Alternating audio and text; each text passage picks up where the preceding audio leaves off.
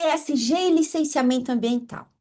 Conformidade ou estratégia? Ainda mais agora, com a mudança do licenciamento ambiental, todo mundo falando da nova lei do licenciamento ambiental. E aí, como é que fica no ESG? Então, cola aqui, porque hoje no Segue ESG a gente vai falar sobre o licenciamento ambiental. Toda segunda-feira, às 19 horas, é o nosso encontro estratégico sobre ESG. Para você, consultor, que quer entender um pouco mais sobre ESG e começar a atuar também nessa área. Então, vou compartilhar aqui a minha tela.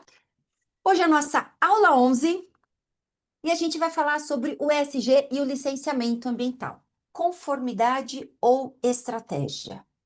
Bom, vocês vão perceber que são os dois, não tem como fugir. Então, para a noite de hoje, a gente vai falar um pouquinho sobre o que mudou com a nova lei, tá? Onde o ESG se conecta com o licenciamento, por que o licenciamento ambiental é um indicador ESG na prática, como o consultor pode atuar, como pensar no ESG, por exemplo, no início de um projeto, quando se pedir ali a licença pré e um bônus, que eu sou mãe, né? Ligado, um checklists entre ESG e licenciamento ambiental, para você ir lapidando cada vez mais o seu olhar como consultor ambiental que está ingressando, atuando com o ESG. Então vamos lá. Bom, essa nova lei gerou bastante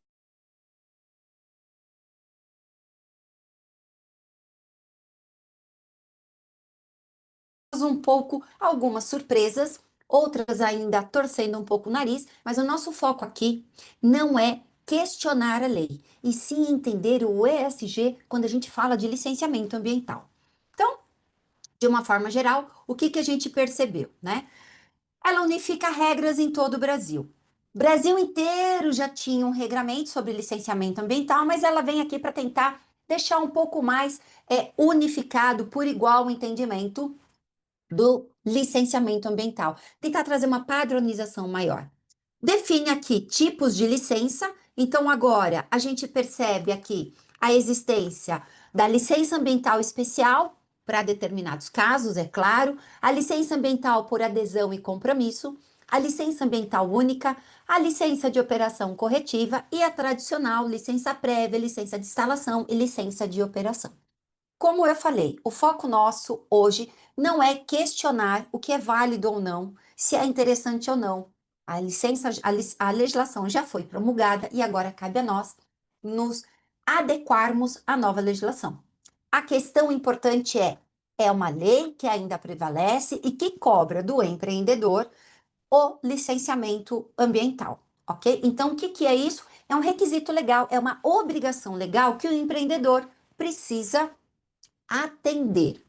Além disso, ela fala, claro, que existem atividades que têm a prerrogativa da dispensa do licenciamento ambiental, trabalha a questão de prazos, critérios e obrigações e impacta diretamente os órgãos ambientais, empreendedores e consultores. Então, o que a gente percebe aqui? Que nós temos novamente uma situação que é o quê? A prestação de serviço, a orientação, porque você, consultor ambiental, é o profissional mais qualificado para orientar e acompanhar todo o processo de licenciamento ambiental. Independente do porte do licenciamento ambiental. Então, precisa do quê? De um responsável técnico. E com certeza o consultor ambiental é uma das pessoas, ou no meu ver, no meu ponto de vista, o profissional mais adequado para dar o suporte a um empreendedor, tá? E é claro, a gente já faz aqui alguns insights, né? Mostra a necessidade da conformidade atualizada e gestão de riscos ambientais e reais. Eu estou sempre batendo nessa tecla com você, a questão da gestão de riscos. Quando a gente fala em SG, que é diferente do conceito de sustentabilidade, eu estou focado principalmente o quê? Em riscos e oportunidades. E quando eu não atendo a uma legislação, eu corro um risco. A empresa tem um grande risco. Qual o risco? De ser autuada. Então é importantíssimo a gente estar sempre avaliando isso, analisando dentro do conceito também do ESG. E se você ainda tem dúvida, né, de qual é o olhar lapidado para um consultor ambiental que pretende atuar com o SG, eu tenho um convite para te fazer. Como seria você fazer um diagnóstico de carreira, um verdadeiro raio-x sobre o SG, para entender em que momento da sua carreira enquanto consultor ambiental você está? Qual o seu nível de entendimento? Como é que você pode melhorar? Então fica aqui esse convite. Se você tem interesse, a inscrição está aqui na descrição desse vídeo. Vai ser um prazer ter você fazendo o raio-x junto comigo. Mas vamos aqui, vamos continuar. Onde que o SG se conecta com o licenciamento ambiental, então? Vamos lá. Nos três pilares. Olha aí, muitas vezes o pessoal não presta atenção nisso. Acha apenas que é a questão do quê? Do ambiental, licença ambiental. Ah, então o SG só vai se conectar com o pilar ambiental. Lê do engano. É claro que o pilar ambiental é aquele que se destaca primeiramente, não tem nem o que questionar. Então, a gente tem o quê? Atender a legislação, requisito legal, mas a gente pode também implementar boas práticas que vão além daquelas exigências técnicas que estão dentro da licença, né? Da licença ambiental. E não apenas o atendimento às exigências técnicas de ir além, mas quando a gente já cria os nossos indicadores e pontos de melhoria. A gente está cada vez mais fazendo o quê? Melhoria contínua, focado nos quesitos, ou melhor, exigências técnicas que estão contidas dentro daquele documento que é a licença de operação. E quando a gente fala aqui de governança, eu estou falando de gestão de riscos, de conformidade legal. Então, dentro do pilar de governança, a gente tem ali temas, critérios para a gente trabalhar. Um tema importante aqui é o quê? Prevenção de poluição, atendimento aos requisitos legais, enquanto critérios para serem trabalhados. E dentro do pilar social, a gente também pode trabalhar a questão da participação social e diálogo com as partes interessadas. Que partes interessadas que dá para se destacar aqui nesse momento? A gente tem um stakeholder interno, então os seus colaboradores, desde a questão de ruído, da emissão de efluentes gasosos, como é que está esse ambiente? Pensando até mesmo em conformidade de saúde e segurança ocupacional. Está dentro do pilar social essa preocupação. E quando eu vou além muros da empresa, será que a minha atividade gera algum tipo de incômodo à vizinhança? Ruído, trânsito intenso. Então, você fazer essa participação, você ter essa comunicação ativa, vai ser extremamente positivo dentro do seu negócio e evitar problemas, não só reputacional, mas às vezes animosidades com o teu entorno. Que já pensou a pessoa ali toda hora ligando para o órgão ambiental te denunciando? Complicado, não é? E por que que o licenciamento ambiental é um indicador ESG na prática, como eu sempre digo? Porque ele controla riscos e impactos ambientais, e a gente já percebe isso quando a gente analisa critérios como o do GRI, a PR 2030 ou até mesmo o indicador ali da EcoVadis. Por quê? Porque são atendimentos a requisitos mínimos. Então, a empresa ela tem que estar o quê? Regularizada. E a partir do momento que ela tem a sua licença, automaticamente ela está trabalhando o quê? Prevenção à poluição. Essa é a base do conceito do licenciamento ambiental, prevenir a poluição. Então a gente está ali, ó, ESG na veia, como eu costumo dizer.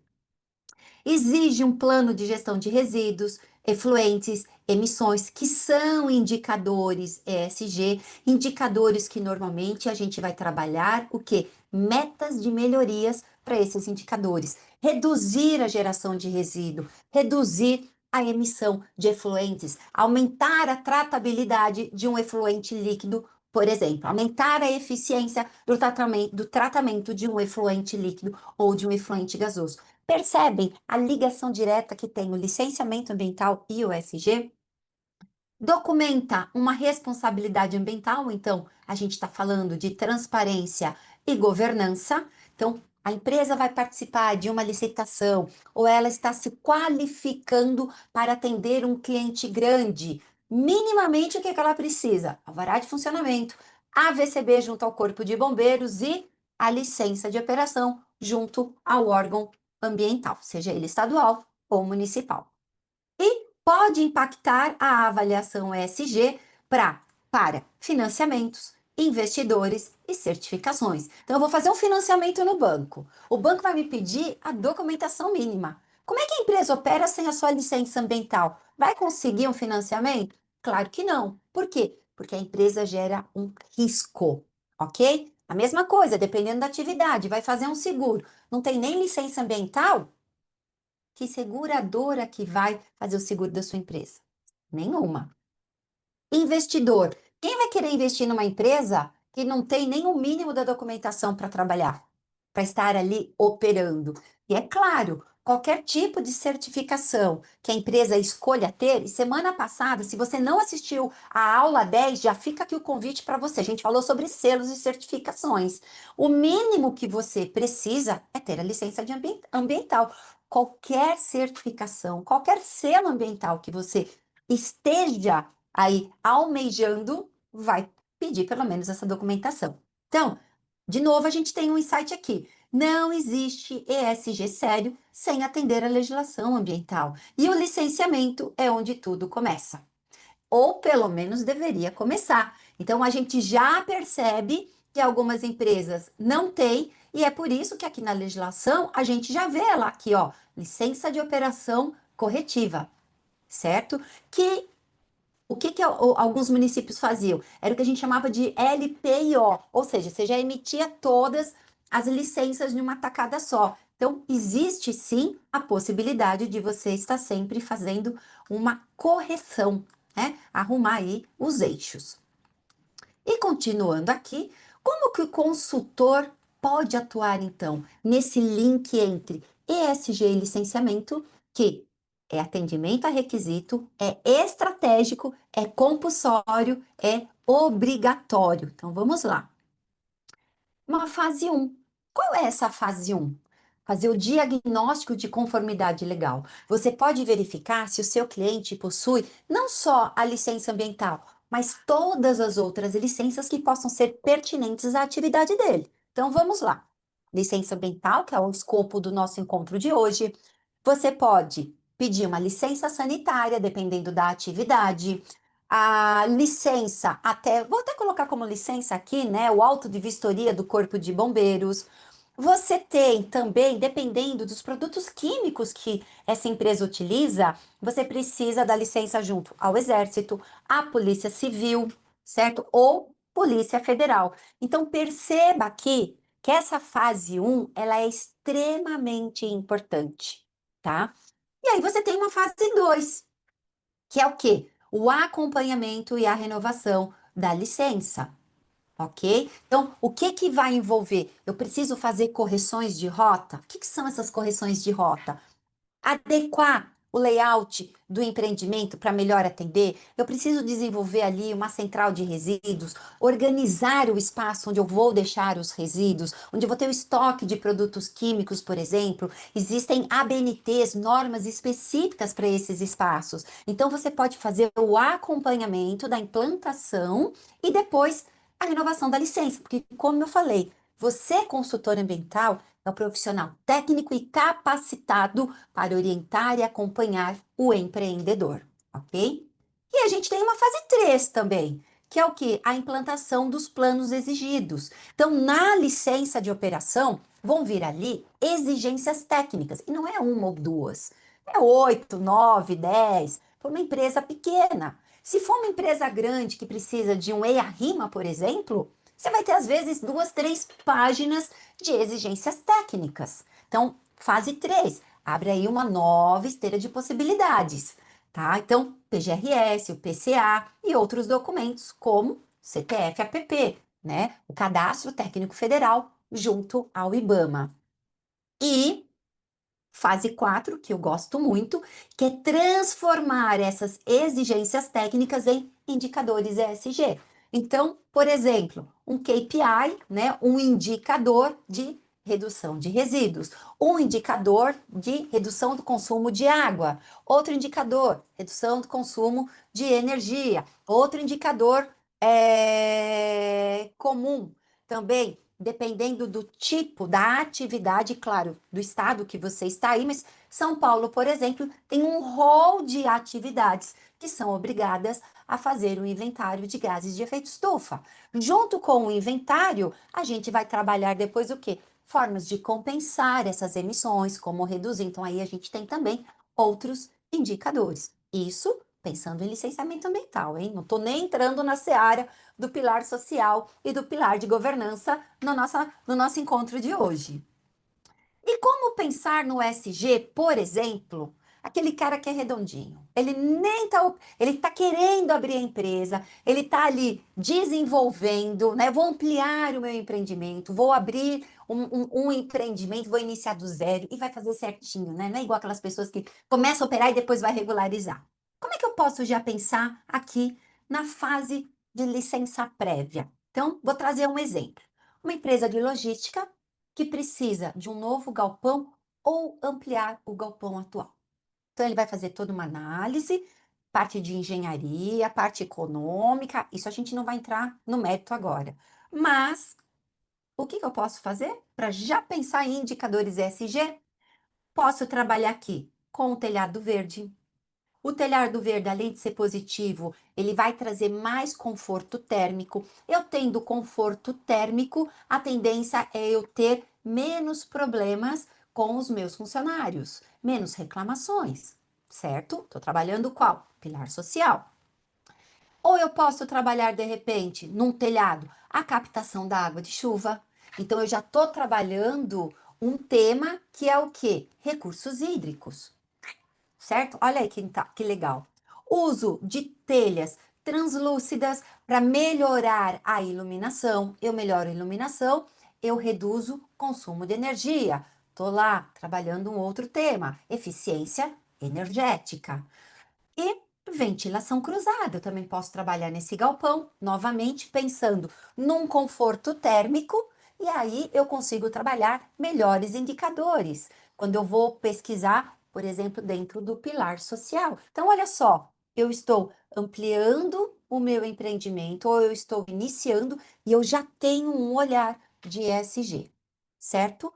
Gente, dúvidas, vão colocando lá no chat que eu vou respondendo, tá? E como eu sempre digo, né, a gente é mãezona, trouxe aqui de bônus um checklist para vocês terem em mente para já fazer essa conexão entre o ESG e o licenciamento ambiental. Já vai te dar ali um norte para você, consultor, quando for num empreendimento ou estiver conversando com o seu cliente, ali um olhar para você ter. Então, vamos lá. Então, o que que a gente pode trabalhar? Né? A verificação da existência de licenças ambientais vigentes, análise do atendimento às condicionantes ambientais, pensando eventualmente esses dois itens aqui numa renovação, a implantação de sistemas de controle de emissões e efluentes, e normalmente, é claro, se eu estou falando de controle de emissão, efluente gasoso ou efluente líquido, eu vou ter resíduos normalmente relacionados. Nem que for o resíduo da embalagem do material, do produto químico, da sacaria, das matérias-primas, né, dos componentes químicos, para uma estação de tratamento de efluente líquido, por exemplo, eu posso ter lodo que vai ser gerado nessa estação. E se eu estiver falando de emissões de efluentes gasosos, normalmente a gente vai ter ali um filtro manga. Então, esse filtro manga vai gerar, vai se tornar lá na frente um resíduo perigoso para você fazer gestão, ok? A gestão e a destinação adequada de resíduos, né? O famoso plano de gerenciamento de resíduos sólidos. E aqui, de novo, outra observação. Hoje, inclusive, né? Se você que está me assistindo está aqui no estado de São Paulo, a gente já tem uma questão que é o quê? O CADRE, ele não tem sido mais emitido pela CETESB para empresas que o licenciamento seja municipalizado. Então, o que que normalmente o município está cobrando? A existência do PGRS e, além da existência do PGRS, toda a documentação que evidencie que esse programa de fato foi implantado. Tem um contrato com a empresa de destinação? Tem uma carta de anuência? Cadê os MTRs? E se eu estou falando de MTR, consequentemente, eu estou falando do quê? CDF, Certificado de Destinação Final, e também DMR, Demonstrativo de Movimentação de Resíduos, junto ao sistema, seja o SINIR federal ou o sistema, o software que tiver aí no seu estado, Aqui em São Paulo, no caso, o Sigor, tá? A elaboração de documentos ambientais exigidos, então, como a gente falou, podem existir planos, podem existir relatórios específicos, como eu comentei, o inventário de gases de efeito estufa, ou um outro documento qualquer, dependendo do tipo de empreendimento, tem algumas exigências que são comuns, tá? O monitoramento de indicadores ambientais, então, esses aqui são os mais clássicos que a gente sempre tem: consumo de água, energia, emissão de gases, ruído. Gente, veja, foquei aqui pensando em licenciamento ambiental. É óbvio que existem muito mais indicadores, tá? A gestão de riscos legais e operacionais relacionadas ao meio ambiente, que aí a gente está falando do pilar de governança, prevenção de multas, interdições e passivos. Veja como isso aqui é extremamente importante. A empresa foi autuada? Tá. Como que ela tratou essa autuação? Cadê os documentos, as evidências de que tá tudo ok agora? É importante a gente ter esse histórico da empresa e tudo organizadinho. Pri, preciso imprimir? Nos dias de hoje em dia, não, né? Mas é bom você ter uma pastinha no computador organizada. Gente, eu sempre bato nessa tecla. Capricho é o pai da prosperidade, certo? E, para finalizar, relacionamento com stakeholders durante audiências públicas e consultas ambientais, por exemplo, se você vai fazer um licenciamento de grande porte, que necessita aí de um estudo de impacto ambiental, de um EIA-RIMA. E aqui também, nesse relacionamento com os stakeholders, que a gente vai estar trabalhando o pilar social com a escutativa, vale também a questão de reclamação. Tá tendo. Você tem um canal de comunicação junto ao seu stakeholder no seu site? Ou o pessoal da portaria, ele está orientado para receber uma reclamação? Se alguém for lá falar com vocês, como é que está funcionando isso? Gera ruído a sua atividade? Gera odor que possa incomodar? Ou às vezes até iluminação excessiva. É período noturno e está ali uma iluminação excessiva, causando ali um desconforto com o entorno, com a sua vizinhança. Então é sempre bom vocês terem tudo isso documentado e organizado, ok? Temos dúvida? Como é que está? Não? Então a gente termina a nossa aula de hoje fazendo aqui o link sobre o licenciamento ambiental. Deixa, ó, para mim não está aparecendo. Cadê o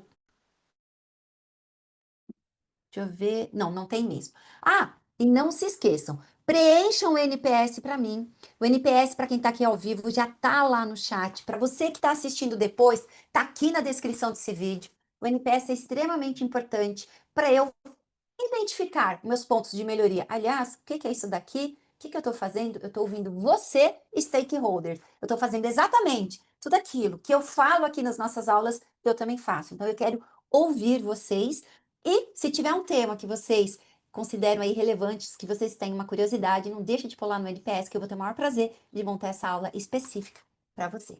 Obrigada e até segunda-feira que vem, às 19 horas. Te encontro lá.